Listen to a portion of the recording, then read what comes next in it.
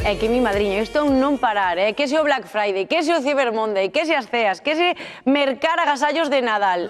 Ao final o noso peto resíntese máis ou menos, pero resentir resíntese. Bueno, non se preocupen porque hoxe traemos consellos da man da nosa experta. Moi boas tardes, Emma Coello, analista de custos. A ver, para mercar con sentidiño e non morrer no intento. Con sentidiño, comezarei co de sempre. A ver, claro, planificación. Planificar. Fixar un presuposto, non? Fixar presuposto, saber o diñeiro do que dispoñemos. Sempre, eso é o de sempre, ese é o truco de sempre. Saber o que temos para gastar e intentar facer un presuposto do que supoñemos que temos que comprar. Pero eu daría outros truquiños novos. Primeiro, eu non iría un só día a comprar todos os agasallos. Ah? Porque hasta comprar cansa. Aunque non cho creas. A mí satúrame moitísimo. Xa non te digo que pesan as bolsas. Hasta comprar cansa, hasta comprar todo roupa cansa. Entón chega un momento que ao final do día non vas mirar o prezo, non vas mirar nada e vas a agarrar non vais podémolo chamar compra consciente, non? É iso mesmo. Entón intenta separalo no tempo. Despois, non deixes as compras para o último momento. Claro. Non vas a encontrar o que buscas. Non vas a encontrar as tallas. Entón non vas a encontrar vos precios tampouco. Ah, moi ben. Entón, intenta separalo no tempo. Tes o Black Friday, tes o Cyber Monday, que non só o Black Friday, tamén o Cyber Monday. Entón, intenta separalo. Un son en novembro, outros en decembro, ata a principios de xaneiro podes seguir comprando, o repartes en 3 meses, fantástico. E falamos dos gastos, pero tamén teríamos que ter uns aforros extras para esta época. Tamén, podes sacar o que se chama gastos formiga, que son ese cafeciño. Pois esta semana, en vez de tomarme os 5 cafeciños no traballo, pois un día non salgo ao café e non tomo café, dá igual. E tamén teño outro consello que a lo mejor non o esperades, que é esa cousiña que non usas, que é o teu veciño, o teu coñecido, por que non me vendes esa cousa? Vende cousas de segunda man, ou nas plataformas de segunda man, sacas uns diñeiriños extras. Pois mira, moi boa idea, que temos moitísimas cousas, ademais tamén liberamos espazo da casa. E moves as cousas, De cara a mercar eses agasallos de Nadal, que temos que ter en conta? Eu non iría aos agasallos normais, pero tamén buscaría outros tipos de agasallos. Eu buscaría, por exemplo, agasallos como experiencias. Ah, sí. A mí eso gustame moitísimo. Ruta gastronómica. Sí, por exemplo. Eso mesmo. Ou apuntarse uns cursos, porque regállalle un curso de yoga. E hasta podes ir con esa persoa e compartes experiencias. Ou regállalle algo feito por ti. Unha tarta. Ou os mellores agasallos son os que podes usar ti tamén. Claro, algo feito a man. Sí, regállalle algo distinto. Ou, volvemos ao mesmo, algo de segunda ou terceira man.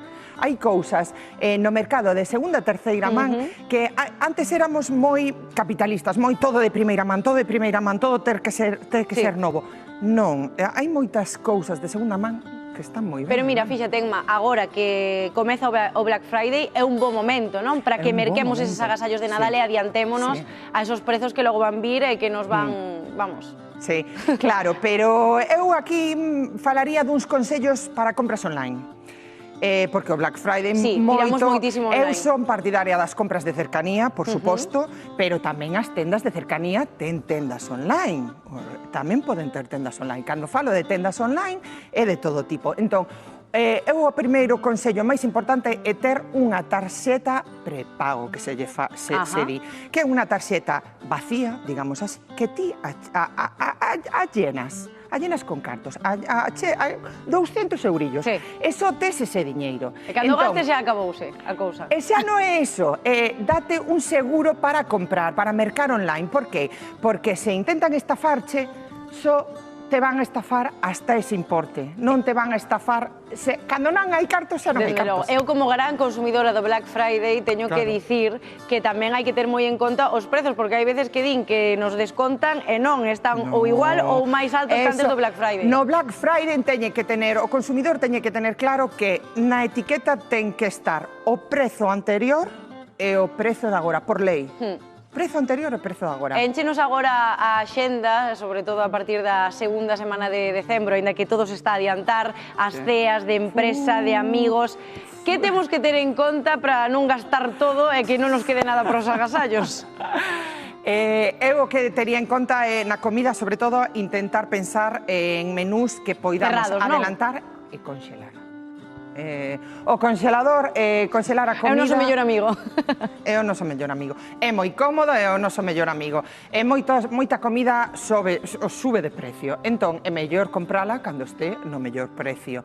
Despois, organizar moi ben e saber moi ben a cantidad de persoa que veñe, o menú que vas facer. Eu non buscaría tampouco uns menús moi elaborados que se me vayan, que non sepa facelos, porque entón tes que duplicar a comida ao final, podeche sair mal, podeche... Eu non buscaría algo, eu iría o coñecido, bo... Sí. En este caso, Emma, mellor que sobre que falte, non. O sea, mellor que se axuste aos comensais que imos ter e que non tiremos comida porque... Claro que sí, sempre ao final acabamos... comidas moitas veces, comese moito. Acabamos comendo ao día seguinte ou do anterior, que está moi ben, porque nos gusta moitísimo comer aí os langostinos do día anterior, pero, bueno, se podemos poñer a cantidade xusta, mellor que mellor.